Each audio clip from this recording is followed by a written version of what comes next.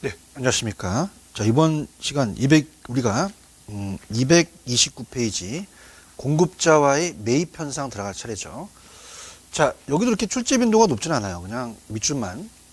자, 밑에 매입 협상의 의의와 내용, 매입 협상. 자, 매입을 협상하는 거죠. 자, 그래서 이제 어떻습니까?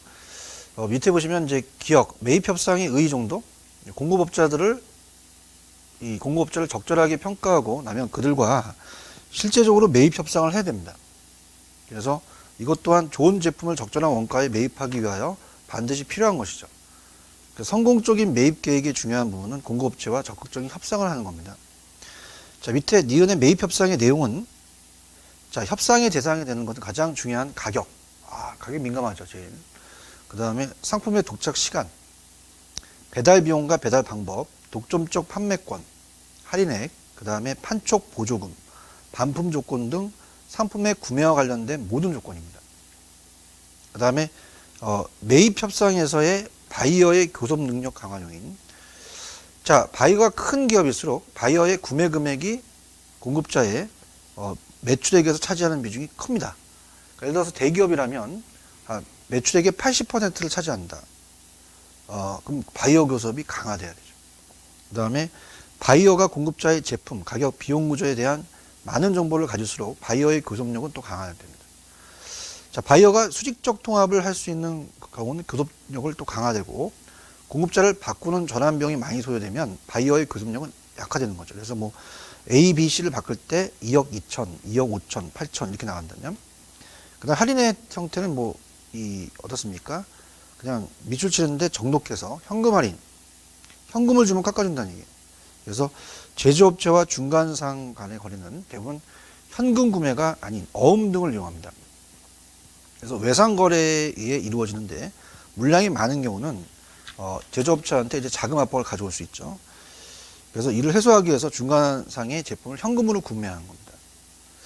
그 다음에 거래 할인, 넘기시면 중간상이 제조업자가 일반적으로 수행해야 할 업무, 마케팅에 대한 기능의 일부를 수행할 경우 이에 대한 보상으로 경비 일부를 제조업자가 부담하는 거고요. 자, 판매 촉진 지원금. 말 그대로 판매 촉진에 대한 지원하는 겁니다. 그래서 이 중간상이 제조업자를 위해서 지역 광고를 하거나 판촉을 실시할 경우 이를 지원하기 위해서 지급되는 보조금을 지급하는 거죠. 그 다음에 밑에 수량 할인. 말 그대로 수량을 할인해 주는 거예요. 그래서 우리가 그 중간상들이 일시에 대량 구매를 하는 경우, 우리가 예를 들어서 이제 추석날 10개를 사면 하나를 더 준다 그런 거 있잖아요. 그래서 현금을 할인해 주는 것입니다. 그래서 예를 들어서 운만 단위별 구매, 예를 들면 한 트럭분, 한 컨테이너분에 대해서는 할인해 준다는 거죠. 연간 총 구매량에 따라서 주어진 연간 구매량, 사후 할인이 되겠죠. 그 다음에 계절 할인. 제품 판매에서 계절성이 있는 경우, 예를 들어서 뭐 에어컨이나 난방기 등 비수기의 제품을 구입하는 고객에게 할인해 준다. 상품 지원금. 중간상이 하자에 있는 제품, 생산된 지 오래된 제품, 질이 떨어진 제품 등을 구매할 때는 보상하기 위해서 지급되는 지원금이고, 자, 물류와 서비스의 협상. 협상에서 고려하는 내용은 이제 어떻습니까? 우리가 소유업자가 운반 비용이나 운반 시의 책임 등에 대해서 고려할 사항은 다음과 같죠. 물류 비용을 누가 지급을 하고 어느 곳에서 소유권이 거래처에서 소매업체에 바뀌는지를 고려해야 됩니다. 그 다음에 이제 운송 조건은 이제 물류에서 우리가 많이 사용되는 건데 FOB라는 게 있어요. 프리 온 보드 shipping 보드죠. 그래서 이거는 대부분의 제품 수송 조건이며 발송자 측에서 책임을 지지 않으며 수신자 물건의 운임도 내고 보험도 들게 되는 겁니다. 그 정도만. 그래서 FOB는 이제 발송인이 모든 책임을 지며 소유권도 가지게 된다. 그래서 그런 식으로 그냥 참고만 해주시기 바랍니다. 위탁 매입. 말 그대로 위탁하는 거죠. 이 외에 제품이 판매 여부를 확신할 수 없을 때 공급자가 제품의 소유권을 가지면서 점포에 진열을 하여 제품이 판매되면 판매액의 일정 비율만큼 점포에서 가지고 제품이 판매될 때까지 대금을 지불하지 않고 위탁 매입을 고려했을 때 하는 거예요. 그래서 판매되지 않은 제품은 공급업체로 다시 반품을 하는데 반품은 납품 가격 인상을 초래할 수 있기 때문에 신중히 고려되고요. 뭐 상품의 주문 과정 같은 건 그냥 참고하시기 바랍니다. 중요한 부분이 없어요. 빨리 좀 진행을 할게요. 그래서 이제 쭉 넘기시면은, 자, 233페이지. 자, 요건 좀 체크해 보세요. 233으로 가시면, 우리가 SCM이라고 하죠. 그래서, 공급 체인 관리입니다. 사슬망. 공급 체인 관리.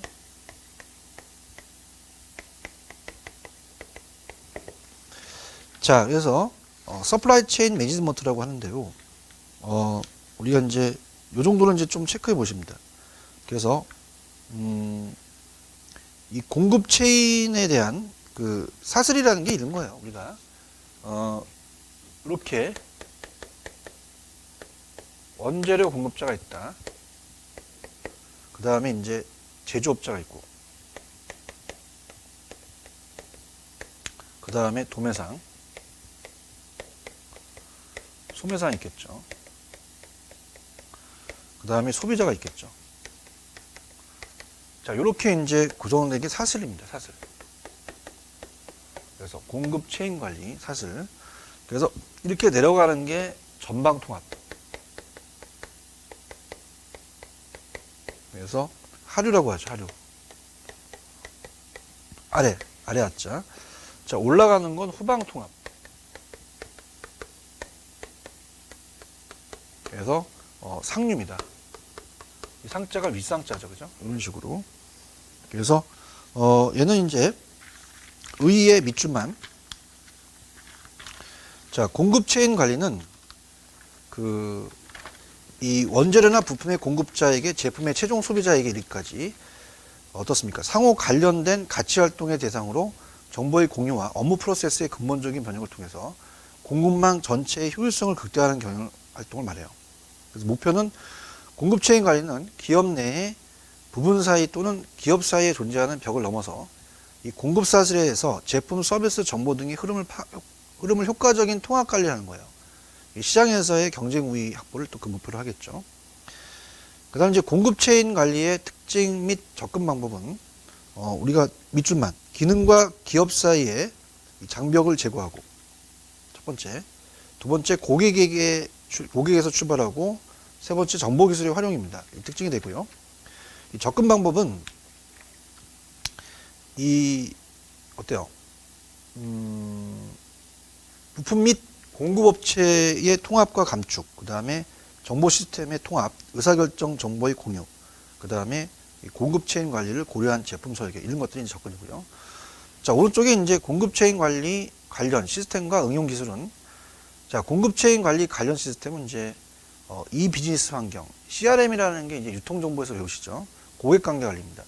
공급자 관계 관리, SRM, 그다음에 전자 조달, 그 다음에 공급 체인 관리 응용 기술. 크로스 도킹이라는 것은 물리에서 쓰는 말인데요. 수송되어 온 것이 보관 창고를 거치지 않고 바로 배송되는 게 크로스 도킹입니다. 그래서 자동 발주 시스템, 지속적인 상품 보충, 이런 것들 이렇게 해서 이제 보시기 바랍니다. 그러면 여기에 대한 문제를 하나만 좀 풀어볼 텐데요. 중요하진 않지만 370페이지 가시면 17번 문제로 갑니다. 370.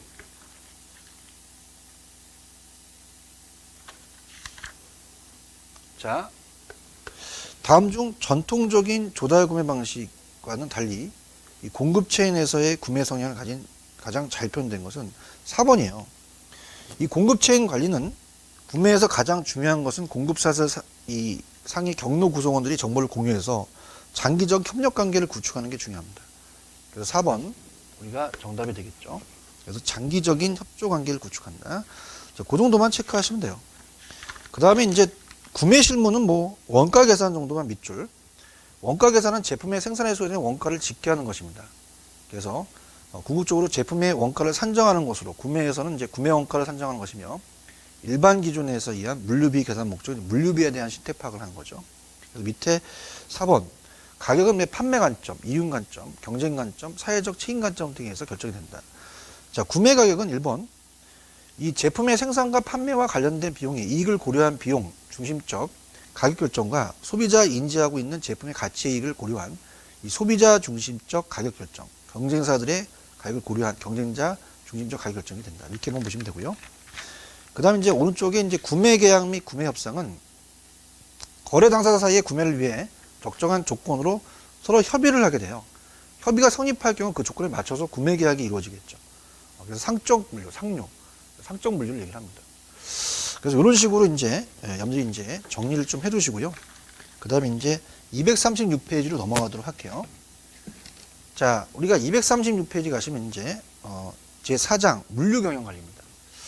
자, 이쪽 파트가 이제 좀 문제 비중이 있어요.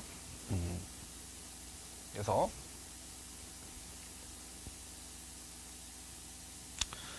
자, 우리 페이지는 이제 넘겨서 장을 바꿔보죠. 236입니다. 그래서 챕터가 바뀌죠. 그래서 제 4장입니다. 자, 우리가 물류 경영 관리예요. 물류 경영 관리다. 물류 쪽으로 이제 깊숙하게 배우시죠. 그래서 이제 2014년서부터가 좀 출제 빈도가 높아지는 부분이지만 한 4문제에서 한 6문제 정도가 배정이 됩니다. 그래서 이제 물류라는 게 있어요. 우리가 물류. 그래서 이 물류라는 자체가 있고요. 그 다음에 이제 그 로지스틱스라는 거 있죠.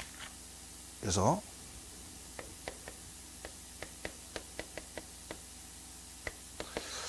자, 로지스틱스라는 자체에 이제 우리가 그 이 물류에 대한 그 기본 기능을 이제 포함하는 개념인데요. 그 다음에 이제 이 서비스가 물류라는 것이 이 고객의 서비스와 비용을 봤을 때 고객의 서비스가 높아지면 또 우리가 비용이 또 줄어든다. 그래서 물류와 비용을 줄이는 제3의 수입원이라고 하죠. 그래서 이 상충관계에 있다는 얘기죠. 반대. 그래서 우리가 트레이드 오프라고 합니다. 이런 식으로, 그죠? 그래서 쫙 읽어볼게요. 우리가 첫 스타트 이제 갑니다. 물류에 대한 이해로 이제 들어가 보도록 할게요. 자, 물류에 대한 이해 첫 페이지. 우리가 이제 도소매 물류의 이해, 도소매 물류의 기초인데요. 자, 물류라는 것은 우리가 생산, 수송하고 또 배송하고 보관, 포장, 하역 같은 걸 얘기를 하죠. 그래서 최근 들어 기업 활동에서 물류를 가리켜 흔히 제3의 이기원 또는 제2의 품질이라고도 하며 물류 중요성을 크게 강조하고 있다. 그래서 물류는 아직 충분히 개척되지 않은 분야죠. 그래서 제3의 이기원이라고 하는데요. 자, 물류의 개념은 좀 밑줄만 미국 마케팅 학회에서는 물류란 생산 단계에서부터 소비 및 그 이용 단계에 이르기까지 재화의 이동 및 지급을 관리하는 것이다. 그래서 맨 밑에 가시면 이러한 정의를 종합한다면 물류는 생산자로부터 소비자에게 이르기까지 유통 단계에 이루어지고 있는 유형의 재화뿐만 아니라 보이지 않는 무형의 서비스도 포함된다는 겁니다. 그래서 우리가 포장하고 수송, 보관, 하역 등의 제반 활동을 내용으로 하죠. 그 제반 활동을 종합적으로 계획하고 통제하는 것을 포함시킵니다. 그래서 이제 물류 개념에 대한 확대인데요. 자, 우리가 이 PD라고 그래요. 물적 유통. PD. 그죠? 그 다음에 이제, 아까 로지스틱이 있었죠. 그러면서 이제 우리가 물류를 하고 SCM. 앞쪽에서 배웠던 이제 공급 사슬 관리 쪽으로 이제 이런 식으로 흐릅니다. 그래서, 그냥 물적 유통에 대한 개념은 즉, 물류를 생산된 재화와 이 서비스가 출하되어 중간상을 거쳐서 최종 소비자에게 전달되는 과정을 발생하는 운송, 하역, 보관, 포장 그리고 정보 등의 활동 관련된 흐름을 정의합니다. 그래서 물류를 지나치게 좁게 정의한 것이죠. 자, 시장 경쟁력 향상시키기 위한 물적 흐름은 구매, 생산, 판매의 전 분야에 걸쳐서 일관성 있게 합리화됩니다. 물류의 영역 원자재의 조달, 생산 공정 간의 반제품의 이동, 물류 거점을 거쳐서 최종 소비자한테 전달되는 완제품의 이동, 즉 공급 사슬의 전체의 시각에서 이해하는 것이 필요하죠. 그래서 아까 제가 이렇게 물적 유통, 로지스틱스, 그다음에 공급 사슬 관리 이렇게 정리를 했죠. 자, 크로스토킹을 앞서서 얘기했어요. 바로 이제 창고 또는 물류센터 등으로 입고되면 상품을 보관하지 않고 곧바로 소매 점포에 배송하게 되는 물류 시스템이라고 앞서서 얘기했습니다. 그래서 크로스토킹은 보관 및 피킹 작업 등을 제거함으로써 물류 비용을 상당히 절감한다는 겁니다. 그래서 크로스토킹은 입고 출고를 위한 모든 작업에 긴밀한 동기화를 필요로 한다 정도. 자, 로지스틱스라는 게 있어요. 밑에 이제 로지스틱스는 물류의 기본 기능이다. 그래서 수송, 배송, 보관, 포장 및 하역 기능을 이루어진다. 그래서 그 정도만 이제 체크하시고, 그 다음에 넘겨볼게요. 넘기시면, 뭐, 물류의 기능은 그냥 밑줄만, 물류 활동은 기본 활동과 지원 활동이 있다. 자, 근데 이제, 그 물류의 기능에서, 자, 요거 볼게요. 물류의 기능에서 이제 핵심적인 것만 볼게요. 시험에 나올 수 있는 것만.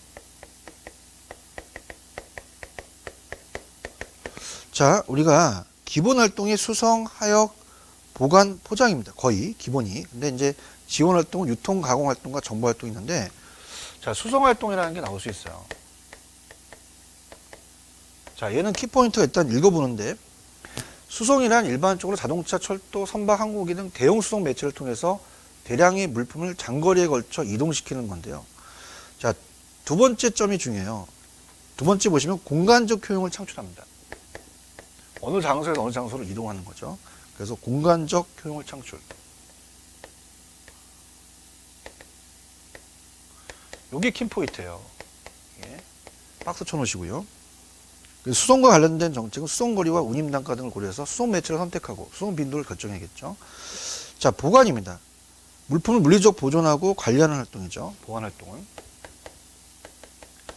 그래서 우리가 보관은 이제 물품의 수요와 공급 시간적인 격차를 조정합니다. 그래서 우리가 이건 시간적 효용을 창출한다. 시간적 효용 창출. 보관한다는 건. 수송과 보관이, 수송은 공간, 그 다음에 얘는 시간적이다. 이걸 바꿔낼 가능성이 있어요. 체크를 하시고요. 그 다음에 이제 보관의 마지막을 보시면 시간적 수급 조절 기능, 가격 조정 기능, 수배송 및 출하 작업의 준비 기능 등을 수행한다. 자, 하역이라는 것은 어떻게 돼요? 이 하자가 이제 아래 하자가 아니라 짐을 싣고 내린다는 얘기입니다. 수송과 보관 사이에 이루어지는 물품의 취급 활동을 말하죠. 그래서 물품의 취급 활동에 싣고 내리기, 운반비 적재, 피킹, 소팅이 포함됩니다. 자, 포장입니다. 포장은 물품을 수송하거나 보관함에 있어서 물품의 가치 및 상태를 보호하기 위해서 적절한 재료와 용기 등을 사용하는 것을 말합니다. 그래서 포장은 생산의 종착점인 동시에 물류의 출발점이기도 한다. 환경 친화적 포장이 또 유행하겠죠. 그 다음에 이제 유통 가공하고 정보 유통 활동은 앞쪽에서 얘기했지만은 지원 활동이기 때문에 그냥 참고적으로 보시기 바랍니다. 그 다음에 이제, 물류의 기본적인 기능은 넘겨보시면은, 자, 요거 정도는 체크해 보는데요. 우리가 위에서 살펴본 물류의 개념 기초에서 물류의 기능을 정리한다면, 자, 물류는 생산과 소비의 장소적, 시간적, 수량적, 품질적, 가격적, 우리가 인격적인 그 거리를 조정하는 기능이다. 그 정도만. 자, 물류의 영역이 중요합니다. 아, 이거 몇 표 쳐놓으세요. 아, 요거 이제, 여기서부터가 이제 시험 문제입니다. 물류의 영역.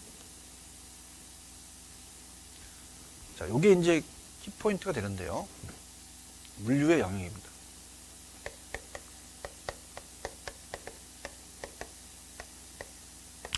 그림이 이제 중요한데요. 그림에 대한 걸 이제, 볼게요. 그래서 조달 물류, 생산 물류가 쭉 나오는데요. 6가지가 이제 나옵니다. 그래서 조달 물류는 아주 아까 앞쪽에서 이제 조금 얘기를 했죠. 자, 그래서 우리가 다시 한번 플로우를 그린다면 원자재가 있고요. 그 다음에 생산자가 있습니다.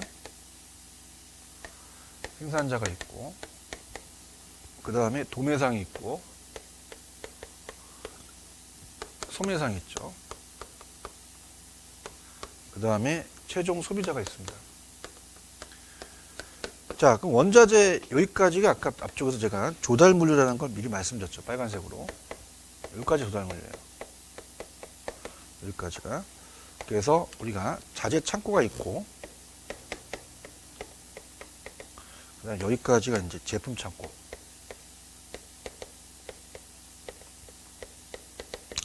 자, 이거를 이제 앞쪽에서 제가 사내 물류라고 그랬죠. 사내 물류. 물류가 되고요. 자, 회사에서 하는 겁니다. 회사에서.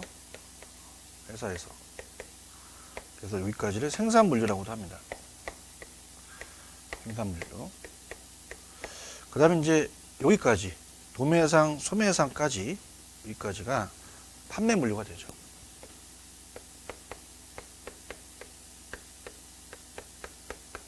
여기까지가. 그 다음에 이제 판매 이후의 활동도 이제 포함합니다. 그 다음에 이제 여기까지. 그 다음에 이제 다시 회수를 할 수 있어요.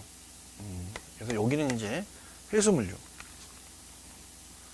요새 이제 외제차 같은 경우 꼭 문제가 발생해서 리콜 하잖아요. 자동차 리콜. 그래서 자동차 리콜이든지 잘못된 거, 리콜을 얘기를 합니다. 자, 여기서는 반품이 또 들어갈 수 있어요. 반품 물류. 반환한다는 거죠. 반품 물류. 그래서 반환. 또 이루어질 수 있습니다. 그래서 또 우리가 또 폐기 물류로서 또 폐기 물류 자체가 될 수 있는 거죠. 자, 그래서 6가지입니다. 파란 색깔로 본다면 6가지가 조달 물류, 생산 물류, 판매 물류, 회수 물류, 반품 물류, 폐기 물류가 6가지가 이제 제일 대표적이에요. 자, 그러면 자, 이제 여기 이제 조금 지워서 우리가 위에다가 이제 해 놓을게요. 자, 요 과정이 요렇게 흐른단 말이에요. 여기서 여기까지. 그러면은 자, 요렇게 해서 이제 여기가 이제 많고 점점 이제 물량이 있겠죠. 그 다음에 이제 작아진다는 거죠. 이렇게 많아지고 점점 줄어들면서 작아진다는 거죠. 그러면서 이제 뭐 소주 한 병을 원한다, 소비자는. 자, 그러면 이렇게 이런 식으로 오는 게 순물류예요.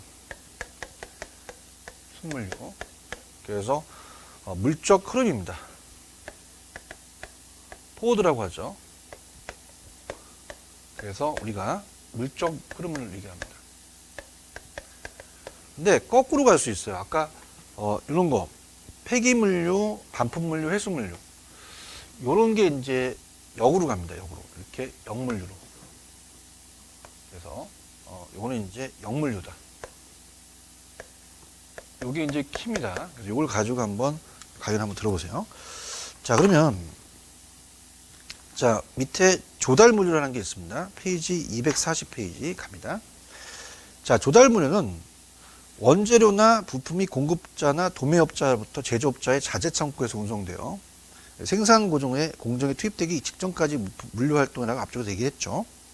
그래서 오른쪽 디귿번을 보시면은 자, 어떻습니까? 조달물류를 물적 공급이라고도 하며 또는 단순한 자재 관리라고도 한다 했고요. 그다음에 조달물류에 관심을 두어야 할 과제는 리드타임이에요. 리드타임. 앞쪽에서 말씀을 드렸지만 다시 말씀드리면 리드타임은 주문해서 입고까지. 그래서 주문해서 입고까지에 대한 타임이죠. 재고관리, 운송체계의 정비, 품질과 정확성 유지 등이죠. 자, 생산물류입니다. 생산물류란 생산에 필요한 원자재, 반제품 등의 획득과 보관, 이송과 관련된 계획과 통제를 하는 활동이다. 그래서 밑에 니은의 생산물류를 사내물류라고 했죠. 그 다음에 니을, 생산물류의 합리화를 위해서는 근래에 가장 활발하게 논의되는 바가 있는데 주요 과제는 앞서서 우리가 배웠던 자재 소요 계획이죠.